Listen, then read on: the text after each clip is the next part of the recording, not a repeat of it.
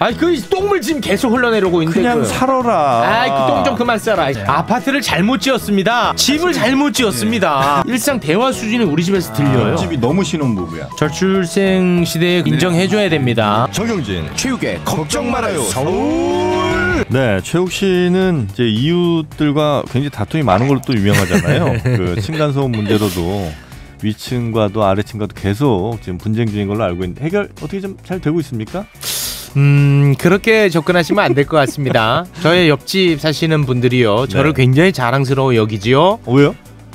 아 또 스타가 옆집에서 하니까 제가 그걸 목격했어요. 위아래집 얘기잖아요 지금. 위아래집으로 갑니까? 위아래집. 아, 윗집은 뭐 제가 한 번도 본 적은 없고요. 네, 아랫집. 아랫집에서는 한 번 올라왔었지요.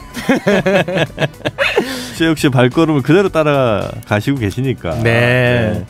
그래서 뭐 사실 함께 산다는 게 쉬운 일은 아닐 수 있습니다. 쉽지 않습니다. 공동주택은요 쉽지가 않아요. 네. 그래서 서울시가 전국 지방자치단체 최초로 서울 이웃분쟁조정센터를 2016년 6월부터 지금 운영하고 있는데 훌륭하긴 합니다만 일단 네. 아파트를 제대로 지어야 됩니다. 몇 번을 말씀드립니까?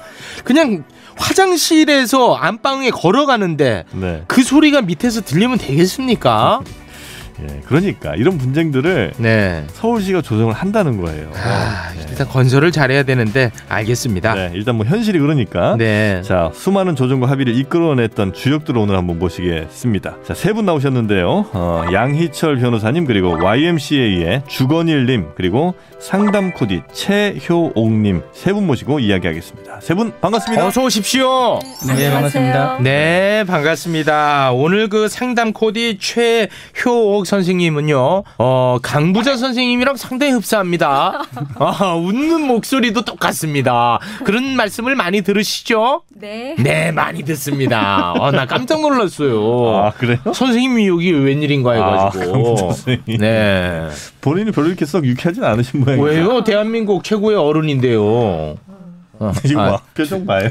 이제 그분보다는 훨씬 더 젊으시긴 하죠. 네. 이렇게 이제 분쟁이 시작되는 겁니다. 분쟁이 생기네요. 네. 이 여러 분쟁들은 이제 이 세 분께서 그리고 더 많은 분들께서 조정해 주시고 또 합의를 이끌어 내주신다는 건데 일단 저희가 서울 이웃 분쟁 조정센터 여기가 뭐하는 곳인지 한번 기본적인 개념을 좀 한번 듣고 가면 좋을 것 같습니다. 이웃 간의 소통이 지금 좀 어려운 세태에서 네. 문제가 생겼을 때 이게 서로 이제 대화가 너무 어렵죠. 네. 그러다 보니까 갈등도 깊어지고. 네, 좋지 않은 뉴스도 많이 나오지 않습니까? 또 모든 문제를 소송으로 해결할 수는 없습니다. 맞습니다. 네, 비용도 많이 들어가고 네. 시간도 또 굉장히 소요가 많이 되기 때문에 감정 소모도 심하고요. 네. 그래서 이제 이런 문제를 서로 이제 대화해서 대화로 이 문제를 좀 해결할 수 있도록 네. 서울시가 좀 개입을 네네. 하는 거죠. 네. 지금 이제 목소리만 들어서는 우리 최효 상담 코디님 스트레스 많이 받으신 것 같은데 이웃 때문에 그렇지 않습니까? 아이고, 안 그렇습니다. 그렇지 않습니다. 보람이 많죠. 아파트 사세요? 네. 네. 위층 아래층 다 있으시고 그렇죠. 위층에 뭐 쿵쿵거리는 소리 없습니까? 참고 있죠. 살죠. 참고 사시고 아래층에서 불만은? 예. 참으라 그러죠. 예.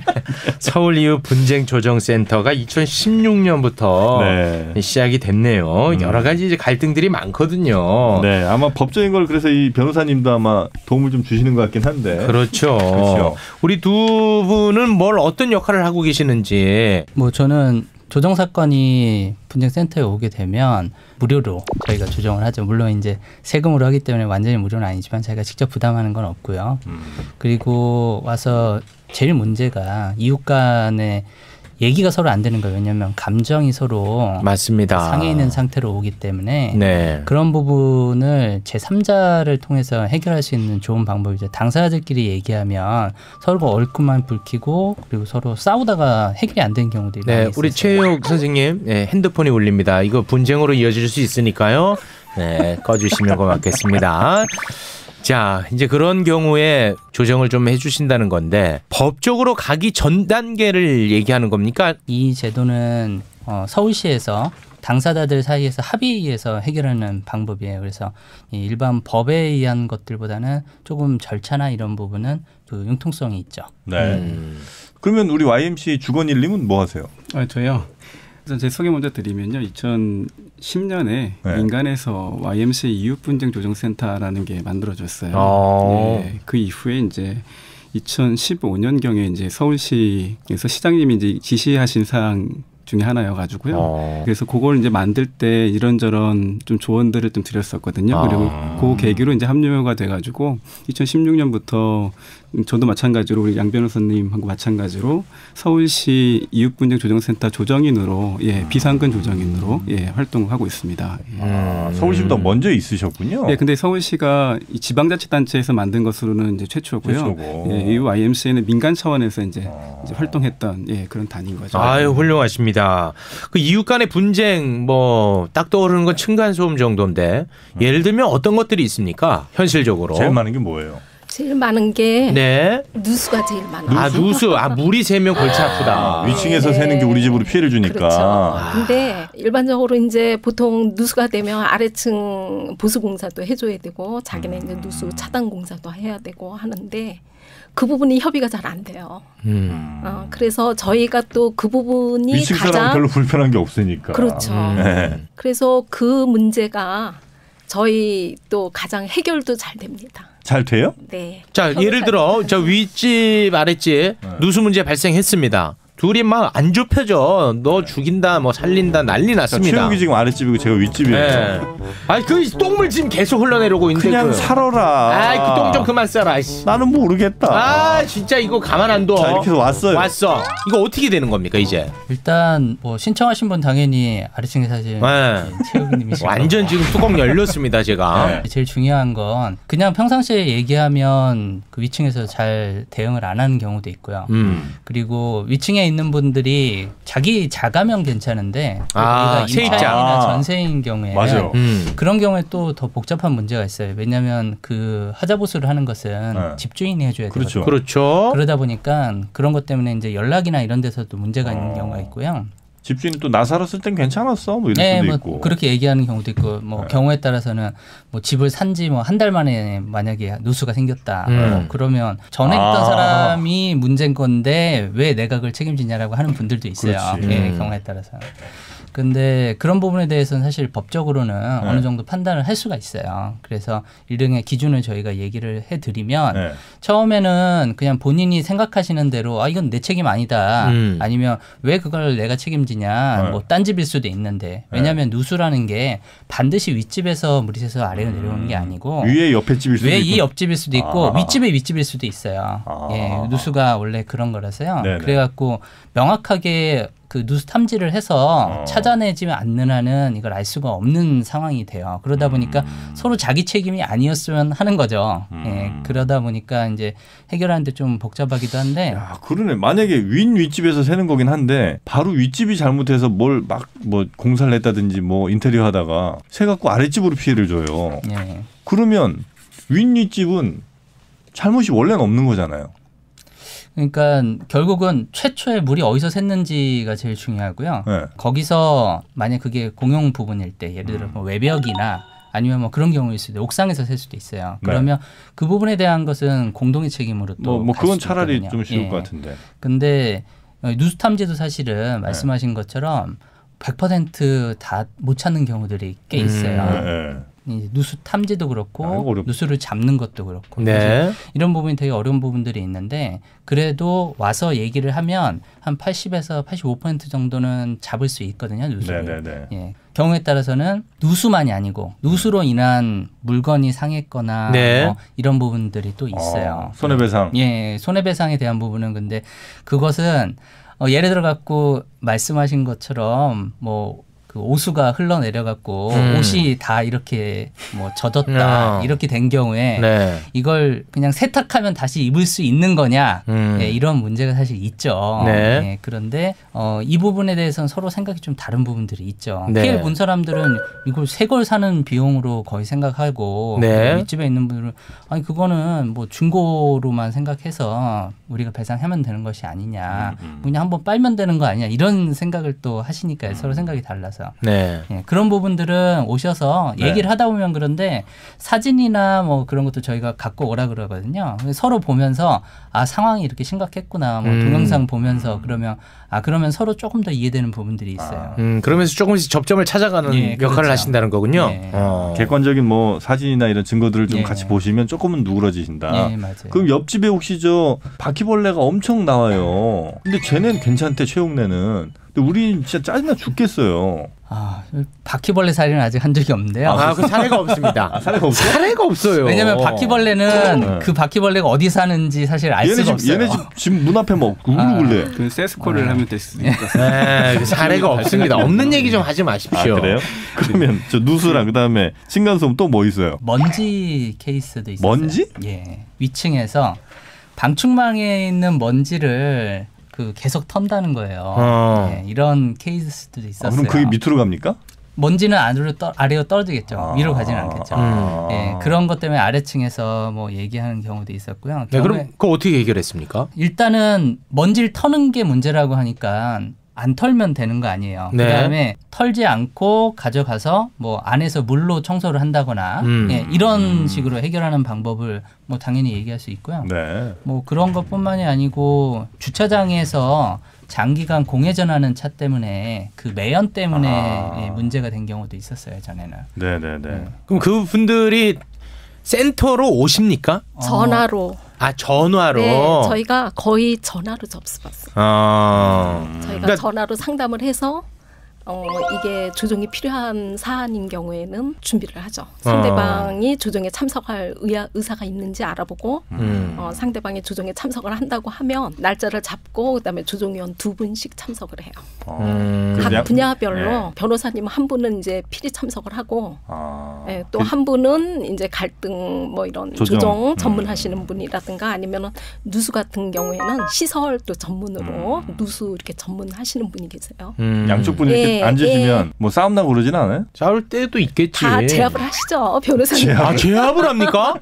네, 그런 거 말씀으로. 우리 최혜호 코디님 같은 분들이 정말 중요한 역할을 해주시는데요. 누수 같은 경우는 이제 보면 첫 번째 양상은 뭐냐면요, 위에 가서 이제 문제가 있으니까 좀 도와달라고 이렇게 얘기를 하면 처음에는 이제 얘기를 하다가요. 네. 이 책임 소재도 분명치 않고 하니까 윗집에서 이제 문을 안 따주거나 문 안 열어줍니다. 네, 연락이 안 돼요. 네. 그런 게 이제 큰 문제인데요. 네. 그러니까 보통은 이제 상담을 하게 되면 이제 우편을 보내거나 해서 이제 그 위에 집과 연락이 닿잖아요. 그럼 우리 이제 코디님 같은 분들이 거기서 상담을 하시는 거예요. 그러면서 어떤 경우는 이제 그 상담을 하는 과정에서 해결이 되기도 하는데 이제 보통은 이제 그렇지 않은 경우는 우리 코디님 역할을 잘 해주시면 그 양 당사자가 테이블에 나오게 되는 거잖아요. 네. 그러면 이제 그때는 좀 승산이 있어요. 왜냐하면 양쪽 다 문제를 좀 어떻게 해결해 보고자 그 자리에 나온 거잖아요. 의지가 있으니까. 예. 그게 좀 상당히 중요한 부분인 것 같아요. 그래서 그런 역할들을 코디님께서 잘 해주고 계시고 그래서 이제 사람들이 테이블 자체에 앉는 것 자체가 큰 의미가 있거든요. 조정 같은 경우는요. 예, 그렇게 좀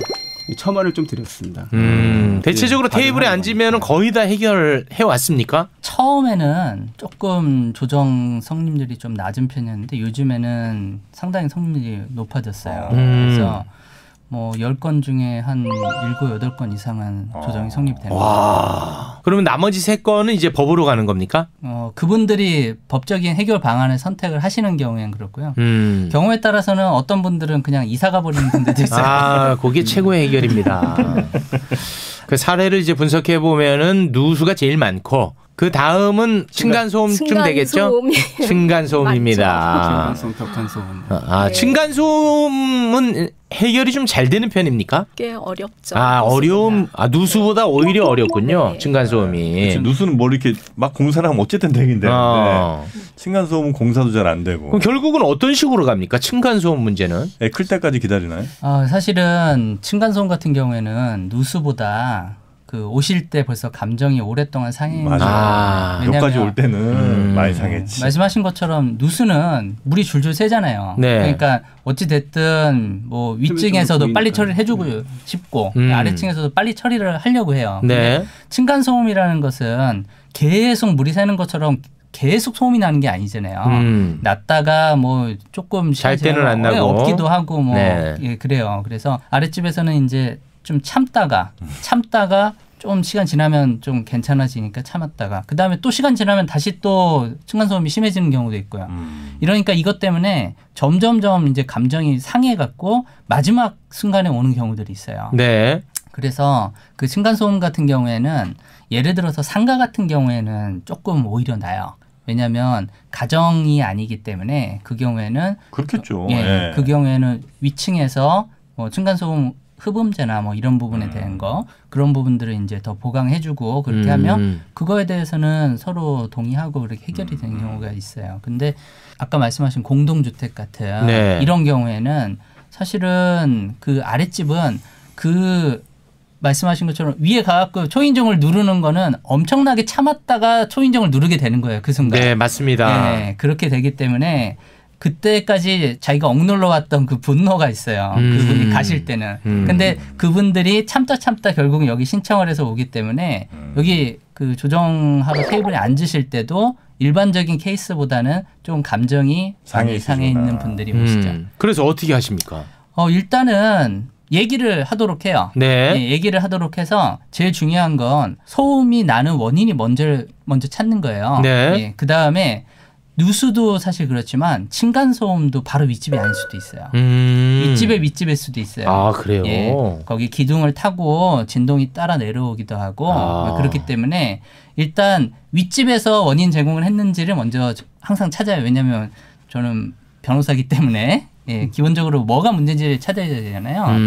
아니라고 할 거예요, 대부분. 아예 완전히 아니라고 잡아떼는 분들 사실 거의 없고요. 예, 그런 분들은 거의 없고 이제 우리는 노력을 한다. 예, 소음을 줄이기 위해서 아까 말씀드린 흡음재 같은 것도 깔고 그다음에 매트도 예, 아이한테도 계속 주의를 주고 뭐 그다음에 경우에 따라서는 아이가 뛰는 게 아니고 의자 바퀴나 이런 소리 때문에 더 민감한 분들도 있어요. 그런 분들은. 그래서 그런 것 때문에 중량 충격음이 나면 더 스트레스를 많이 받거든요. 그런 부분들. 네네. 예, 그런 부분들은 사실은 아랫집에서 요구하는 거는 의자 바퀴에다가 예를 들어 옛날에 뭐 테니스공 네. 끼고 그러잖아요. 뭐 그런 식으로 소음을 줄이고 그다음에 충격음이 나는 걸 줄여달라고 하면 윗집에서는 기존엔 그냥 말로만 하던 걸 이렇게 조정 절차에 와서 얘기를 하고 그다음에 합의서를 작성을 하게 되면 네. 확실히 본인이 더 주의하도록 될 수밖에 없어요. 그래서 뭐 사실 그 아까 말씀하신 그저 층간소음 때문에 이런 신문 기사는 그런 안 좋은 네, 소식들이 맞습니다. 많이 있어요. 아파트를 잘못 지었습니다. 그 한두 푼짜리 아파트도 아닌데 그거 그렇게 지으면 되겠습니까? 그게 문제입니다, 진짜. 나 아주 죽겠어요, 그것 때문에. 근데 이제 실은요, 그 아파트 건설 문제가 분명히 있는데요. 분명히 있습니다. 네, 그거는 이제 전제하고 이게 이제 들어가야 되는 부분이긴 한데 층간소음 문제가 이제 사회적 문제로 막 대두됐을 때요. 슬라브 듣기를 210mm로 지금 눌렸어요. 국토부에서. 층과 층 사이의 그 그렇죠. 시멘트를 예. 네. 그렇게 했는데 그렇다고 해서 100% 층간소음이 잡히는 건 아니에요. 그럼 옛날에 층간소음이 없었을까? 근데 왜 이 층간소음이 사회적 문제가 2000년대 초반부터 된 걸까? 이런 것들을 저희가 좀 잘 사실 살펴봐야 하는 거거든요. 그런 부분들은 뭐냐면 이제 공동체가 이제 아파트의 이제 칸막이 구조 속에서 파괴가 된 거죠. 아주 고도로 화가 난 상태에서 찾아오는데 그러니까 사실상 층간소음 같은 경우는 6개월 이상 감정의 골이 깊어지면 사실 조정하기가 어려워요. 이 조정이라는 것은 사실은 이제 변호사님 말씀하신 것은 다른 각도로 층간소음 문제 좀 해법을 말씀을 드리면 그러니까 처음에 이제 저희가 어느 정도 감정의 골이 깊은지를 파악해요. 그래서 이 3시간 동안은 충분히 들여가지고 오해를 해소하면서 돌아가셔가지고 문제 안 생기게끔 만들어야 되겠다. 양쪽 저 같은 경우는 양쪽이 이렇게 오시면요. 그 한쪽 세대 구성, 그다음 생활 패턴, 그다음에 소음을 언제 가장 느끼는지 이걸 이제 묻고요. 그리고 소음을 언제 가장 많이 낸다고 생각하는지 세대 구성, 생활 패턴을 적게 해요.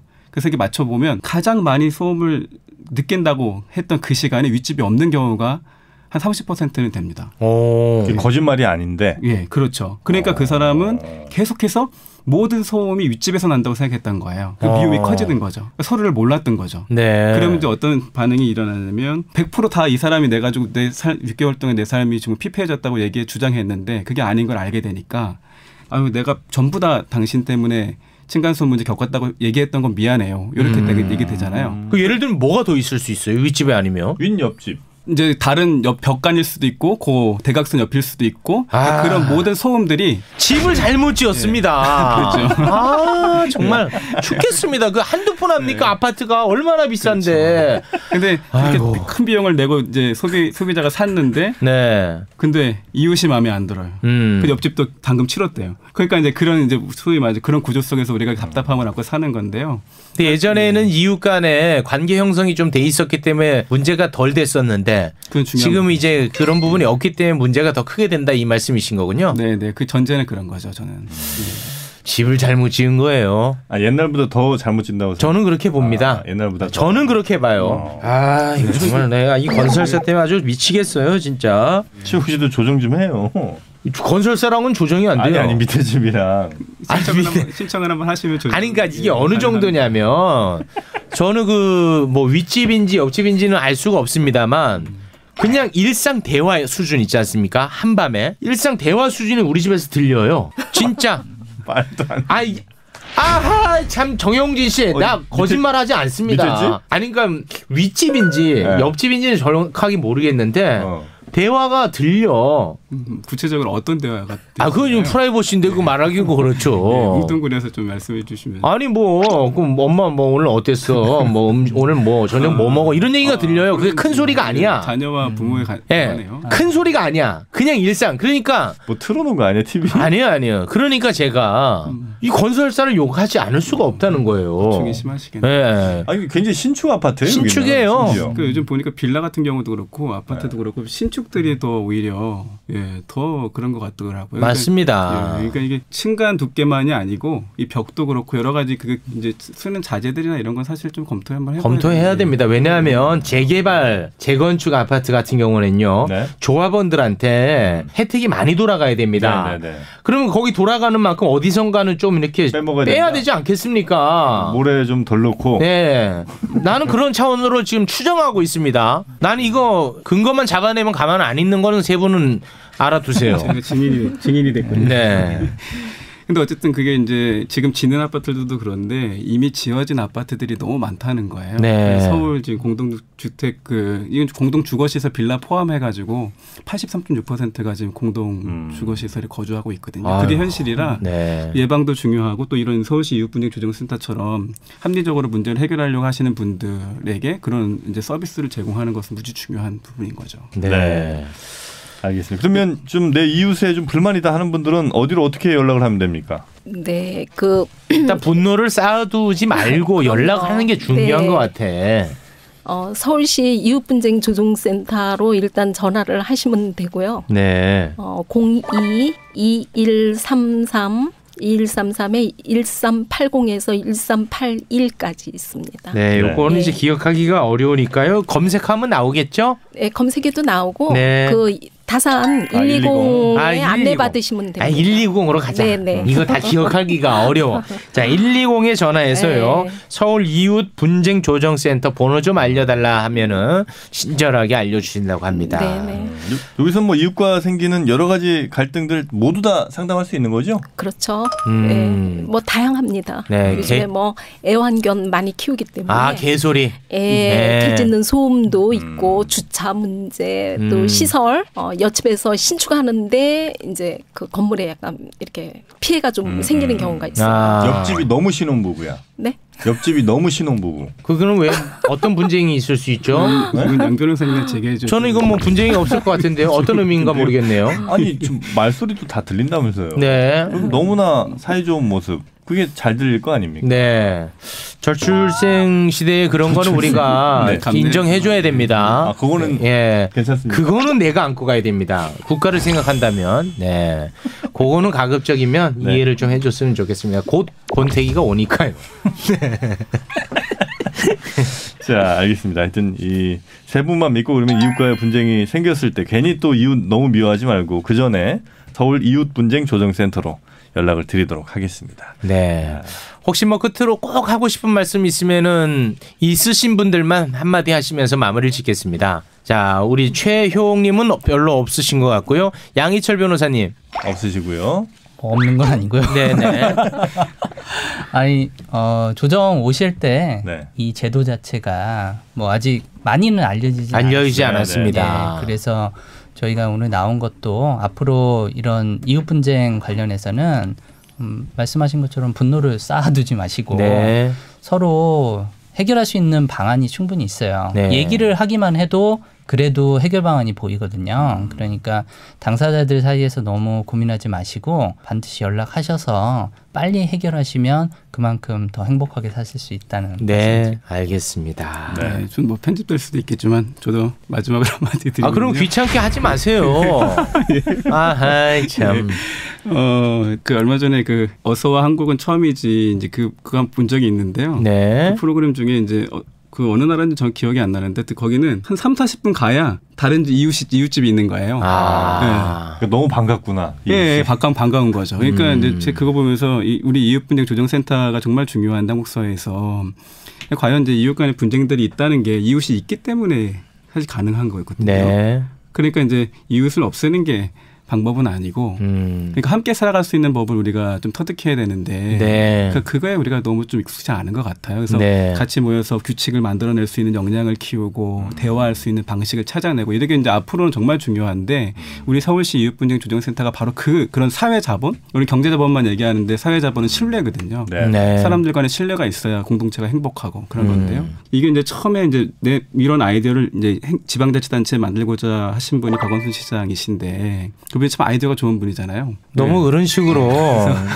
아첨하지 않습니다. 이건 아첨은 아니고요. 네, 네. 시민들한테만 아첨해 주십시오. 네, 뭐 그분이 앞으로 뭐가 될지 알 수가 없는 거기 때문에. 아하, 그거 자꾸 그거. 예, 하여튼간 그런 시도를 또 지방자치단체 안에서 처음으로 이렇게 거기 안에 센터를 둬서 한다는 것 자체가 네. 정말 큰 의미이고 그런 관점에서 문제 해결보다도 이런 과정에 한번 우리가 참여해보겠다는 생각으로 시민들께서 네. 많이 좀 참여해 주시면 좋겠다라는 생각입니다. 네. 그 관련해 가지고 제가 갑자기 생각이 나는데요. 우리 네. 그 매불쇼에 출연하는 누군가가 이 관련해 가지고 아주 정말 감동적인 얘기를 해줬어요. 뭐예요? 그러니까 이런 일이 혹시나 생길 수 있기 때문에 그 사람은요. 네. 윗집, 아랫집, 옆집한테 틈만 나면은 과일 같은 거 갖다 드리고 뭐 정말 문 앞에 뭘 갖다 놓고 그다음 엘리베이터에서 뭐 쓰레기 버리러 갈 때 만나면은 본인이 버려주고 그런답니다. 사실 그게 옛날 전통적인 우리 모습이었어요. 그래서 사실은 그 사람은 분쟁이 날 만한 캐릭터거든요. 그런데 어떠한 분쟁도 없이 잘 지내고 있다 그런 얘기를 하더라고요. 음식을 나누는 게 네. 가장 큰 예방법이라고 할 수 있어요. 그러니까 그분이 음식물 쓰레기나 이런 거를 항상 대신 버려준대요. 와, 그 멋있더라고. 그러니까 그렇게 가야지. 사실 옆집 무슨 소리 하는지 계속 그 집안에 아무것도 안 켜놓고 그것만 집중하고 있는 그 모습보다는 뭐라도 하나 좀 나누면서 네. 좀 사는 게 어떨까 싶어요. 그렇습니다. 이제 그런 부분 굉장히 아름답고 중요한 부분이지만 건축을 잘못했다는 거 한 번 더 짚고 마무리를 짓고 싶습니다. 그건 YMCA에서 예의주시하면서 네. 한번 찾아보겠습니다. 아유, 고맙습니다. 네.